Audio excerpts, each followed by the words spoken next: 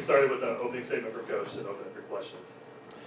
Yeah, I mean, God, we could talk for about an hour, 2 hours about that game. There was a lot that went into it.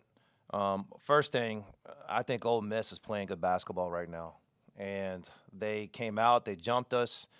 They were kind of hitting every shot earlier. They were even banking threes in, and we're fouling them, and they're making threes on that too. And so when things weren't going our way, I just thought we showed resiliency to get back into the game. And then after that, I mean, it was a seesaw, back and forth, and both teams were fighting hard. You could tell they wanted to win. Our guys wanted to win, and it's a shame a team has to lose. There's a lot of plays there. I mean, we can talk about a lot of them. Tyler Nickel made a huge shot, a big three-pointer when he had a bad shooting night, and Tyler Tanner was terrific. He was absolutely terrific. I think he missed his first 2 free throws, and after that, I think he was pretty good after that. Questions? I guess generally, what did it take to get that thing to the finish line? Obviously, it was nuts. Yeah, I mean, you look at the lineups we had to play, and they did too. I mean, it's a shame good players weren't in the game. I mean, Malik Dia wasn't in, and we had 3 guys fouled out, and our guys weren't in, and you just got to figure out a way. I thought the first possession of overtime was huge when Tyler Tanner got the steal and went down and got the and one, and I think that gave us some confidence. We were definitely, just trying to figure it out on the fly there with the lineup, and I don't know if we ever used that lineup the entire year, the one we used in overtime. And so, having the ball in his hands was a smart thing, and I thought he made great plays all the way through. How would you describe Tyler Tanner's performance tonight? Remarkable. What he had to do in this game, there's a usage rate, and I'd like to see what his usage rate was. I mean, it was through the roof.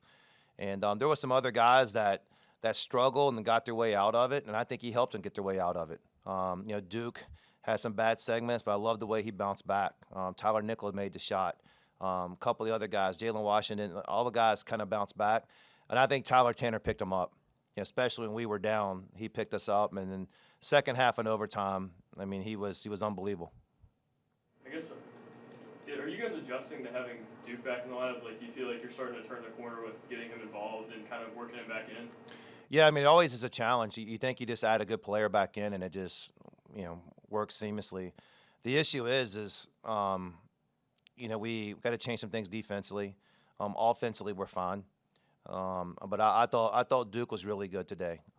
He didn't start great, but I thought overall he had great minutes, and we'll keep getting better and better. I mean, every team has some lineup things and some issues with guys in and out. We've had our fair share, especially important players. But with this group, we're hoping to kind of get some cohesiveness going forward. Mark, the Malik Dia flagrant, did your bench see that, or did the referees see that? Just kind of take me through that from your perspective. Yeah, and so first thing, we've been on some bad ends of some of these calls this year, and I'm not talking about the referees. I mean, our Florida game was decided by hook and hold, and we probably beating Florida if it's called, and so I really don't like that. I wish they probably would change some things in college, just call fouls, whatever else. But my video coordinator missed one on, and we thought we had one, and we actually was on our guy, Deb McLaughlin. That was the first one, and they reviewed it and they switched it over on us, and it was on us. And then then my video guy caught it. They grabbed his foot, and so we were able to review it, and so we kind of evened that out. They had one, we had one. I don't like either one of them, but at the same time, that's how it's being played right now. You guys went down, I think, 15-3 early, and then you fought back, won it overtime. What does that say about the group to be able to do that on the road? Yeah, I mean, God, it was such a tough start. We're missing layups. Tyler Tanner missed us 2 free throws. They're making remarkable shots, and it's scary when a team, and I keep saying this, Ole Miss is playing good right now, and you look at their last couple games, with the exception of Florida, they could have won 3 or 4 of them.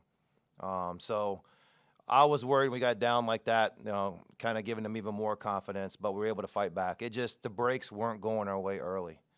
But we stayed the course and got it done. You mentioned in the past Tyler Nickel has unbreakable confidence, but when he hits a 3 like that, coming out of a game where he wasn't shooting it well, like you mentioned, could that propel him forward a little bit? Yeah, I think we're just going to show him one shot from this past game. And he had some open looks, some other ones. And first half he was rushing and not taking great ones. But I think we found him some good ones. And I say this all the time, like we're going to ride with him shooting as much as possible. He cares about the team. He was a great leader tonight, even when he wasn't making shots. His voice was remarkable, and so we needed that because we were going through some adversity. I mean, they had us down, and then I thought we were going to win, and then next thing I know, I thought they were going to win, and then you look at the end of it, and you're like, thank goodness, I don't know how we got it done. So. Is that the best, one of the best you've seen Tyler Tanner have in a Vanderbilt uniform? I got to think back. That was a good one, and he's starting to put a lot of them together. So. He's having an unbelievable year and special year, and he's such a good person. You love when good things happen for good people, and there's nobody better than him. I hope you'll excuse my ignorance, but on the Dia play, how much time, or is it by possession, to go back in the game and review something? It has to be, I think, almost within that same segment, and so it has to be a stoppage there. But, I mean, we've had some this year. We've had some hard ones, Missouri, Florida, and we've had some hard ones. And, I do, the referees are calling how it's supposed to be called.